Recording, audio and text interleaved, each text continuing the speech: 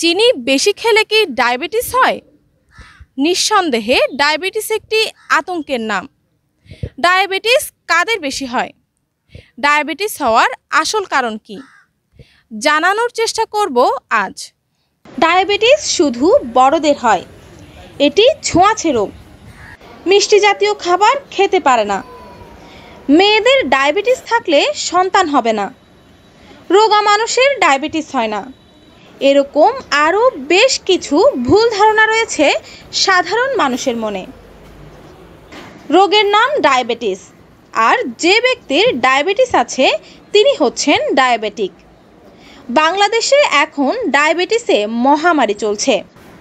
বাংলাদেশের মোট মৃত্যুর 10% ডায়াবেটিসের কারণে হয়। ছোঁয়াচে না হলেও ডায়াবেটিসে আক্রান্তের সংখ্যার দিক থেকে বাংলাদেশের অবস্থান বিশ্বে 8ম।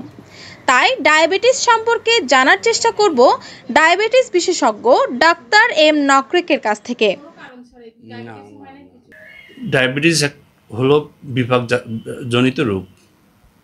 ইনসুলিনের অভাবে বা ইনসুলিনের স্বল্পতার কারণে বা ইনসুলিনের অকার্যকরের কারণে এই রোগটা হতে পারে।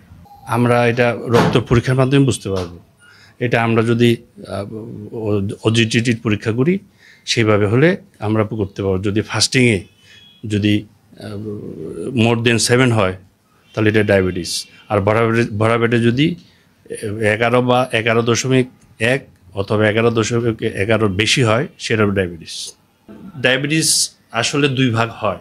একটা টাইপ, মূলত 3 ভাগ, যদিও মূলত 3 ভাগের ভিতরে একটা টাইপ 1 বলা হয়, একটাকে টাইপ 2 বলা হয়, একটা জিডিএম বলা হয়। যে টাইপ 1 সে ফুললি ডিপেন্ডেন্ট অন ইনসুলিন। আর টাইপ 2 ডায়াবেটিক রোগীরা খাদ্য নিয়ন্ত্রণের উপর থাকতে পারে, ওষুধের উপরও চলতে পারে, বা লাগলে ইনসুলিনও মারতে হতে পারে।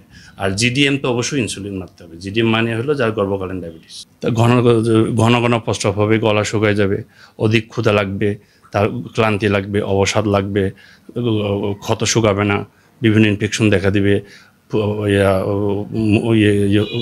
তার যদি কোনো আইজিটির ইতিহাস থাকে, তারপরে গর্ভকালীন যদি কোনো ইতিহাস থাকে ডায়াবেটিসের, তাদের হয়েছে।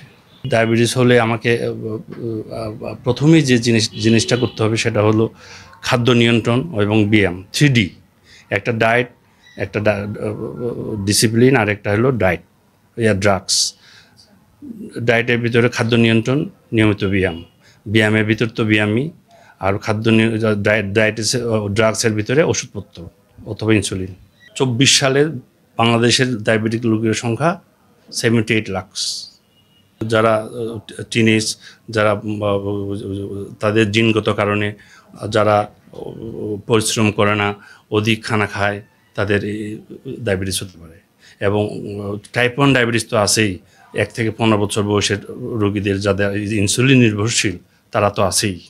চিনি খাইলে কোনোদিন ডায়াবেটিস হয় না, কিন্তু চিনি যে বেশি খায় তার ওজনটা বাড়তে পারে, ওজনটা বেড়ে তার ডায়াবেটিস হতে পারে, এটা হতে পারে, কিন্তু চিনির জন্য ডায়াবেটিস হয় না। আর যার ডায়াবেটিস হবে সে চিনি খেতে পারবে না।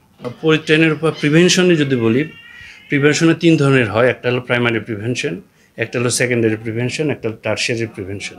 প্রাইমারি প্রিভেনশন হলো একেবারে ডায়াবেটিস হইতে না দেওয়া, এটাকে প্রাইমারি প্রিভেনশন বলা হয়। প্রাইমারি প্রিভেনশনের অনেকগুলো মাধ্যম আছে, যেমন হাঁটাহাঁটি করা, ওজন ঠিক রাখা, সুষম খাদ্য গ্রহণ করা, এগুলো। সেকেন্ডারি প্রিভেনশন হলো অতি দ্রুত ডায়াবেটিস নির্ণয় করা এবং সুচিকিৎসা দেওয়া, এটা হলো দ্বিতীয় প্রিভেনশন। তৃতীয় টারশিয়ারি প্রিভেনশন হলো সুনিয়ন্ত্রিত জটিলতা হলে জটিলতাগুলো সুনিয়ন্ত্রিতভাবে চিকিৎসা দেওয়া এবং আর যাতে কোনো জটিলতা না হয় সেটা প্রতিরোধ করা।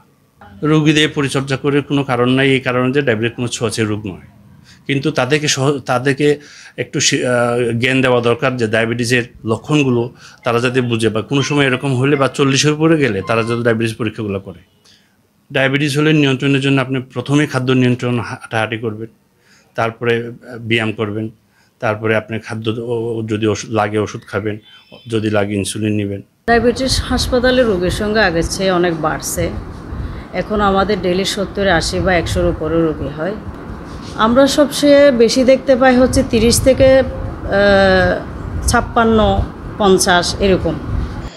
সঠিক চিকিৎসা, জীবনধারা ও খাদ্যাভ্যাসের পরিবর্তনের মাধ্যমে ডায়াবেটিস নিয়ন্ত্রণ করা সম্ভব। ভুল ধারণা নয়, বরং সচেতনতা এবং সঠিক জ্ঞানই ডায়াবেটিস মোকাবেলার সেরা উপায়। রোকসানা সুমি, CCN।